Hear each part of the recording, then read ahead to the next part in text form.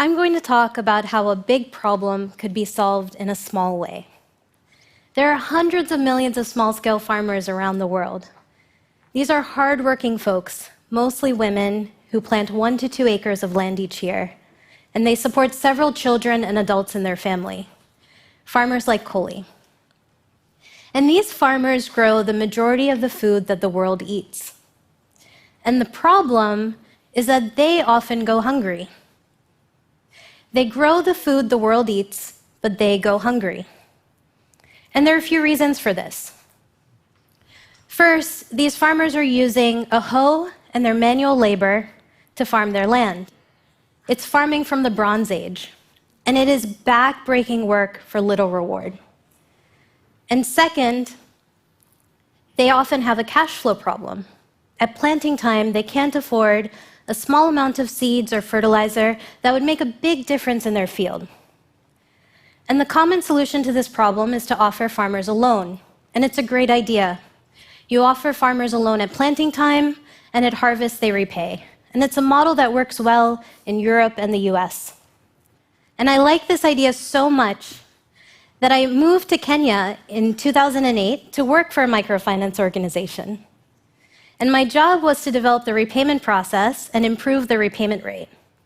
And I was so lucky I got to spend all my time with farmers, listening to them, observing them, seeing them in their homes and in their communities. And I understood how they wanted to manage their money versus how they actually did. And one thing that I learned is that farmers are very stressed.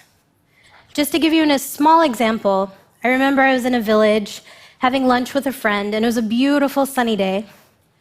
And then all of a sudden, the sky turned black. Hail started falling, thunder, and our hearts just dropped.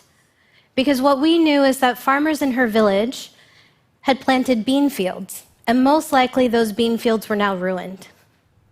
Now, if you think about what farmers think about, they're already worrying about their harvest.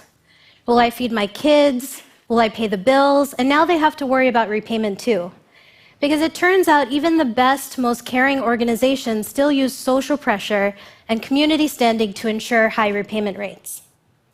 And so, in my 3 years there, I continued to spend time listening to farmers and trying to improve the repayment rate.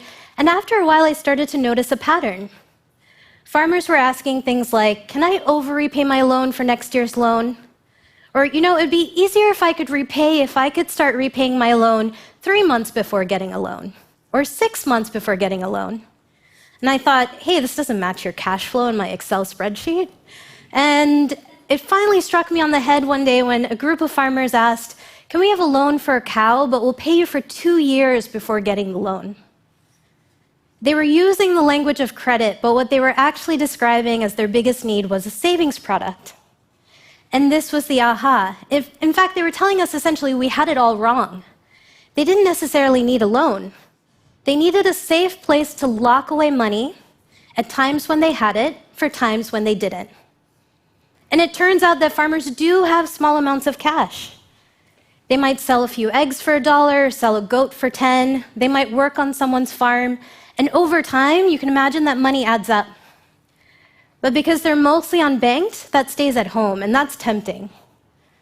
Right? Farmers are strong, but they are human too. I remember one grandmother telling me, look, Anushka, I have 9 grandchildren. Somebody has their hand out for something at some point. It is hard to hold on to that cash. And so I got really excited, and I started doing research like, could a savings product actually work? And so I started doing more research, and I came across 2 studies that supported what I heard from farmers themselves.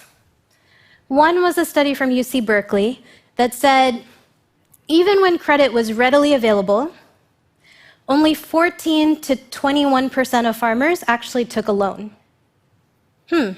So maybe there's room for a different financial tool for the other 80%. And the second was a study that said, despite all of the work the development industry has done to expand credit, and it has been an incredible amount of work, today only 7% of farmers have access to a loan. 7%. So there's still a big gap between those who have financing and those who don't. And just imagine for 1 second, if every farmer in the world had the seeds and fertilizer they needed when they needed it to feed their families.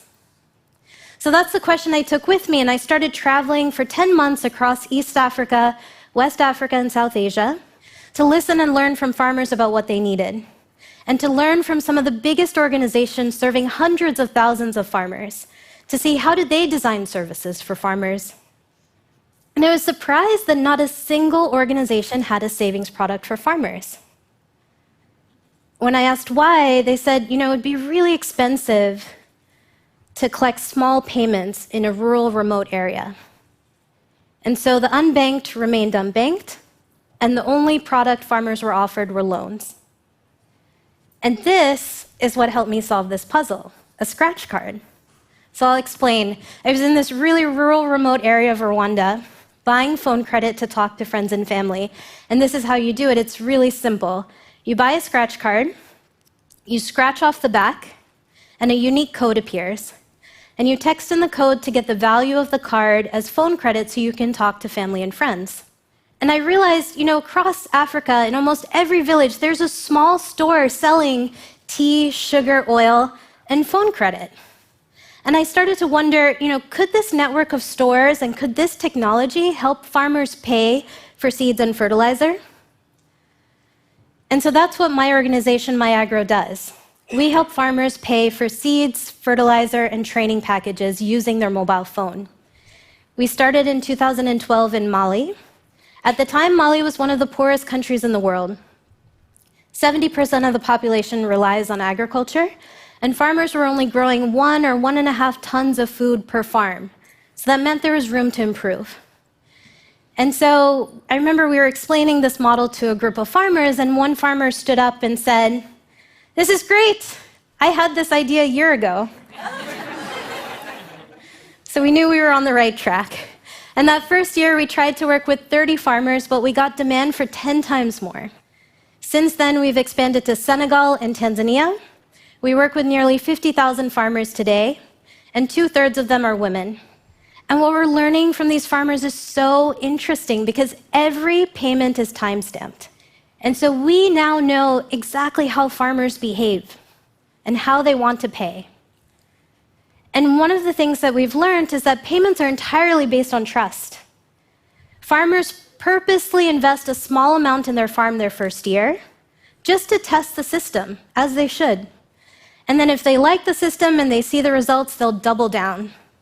Farmers like Miriam, who started investing $8 in her farm her first year, and 3 years later invested $100 back into her farm. This is without loans, no grants, no repayment, no stress.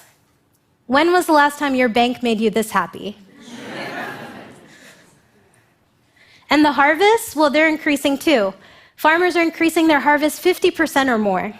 Their families are now food secure with their own cash.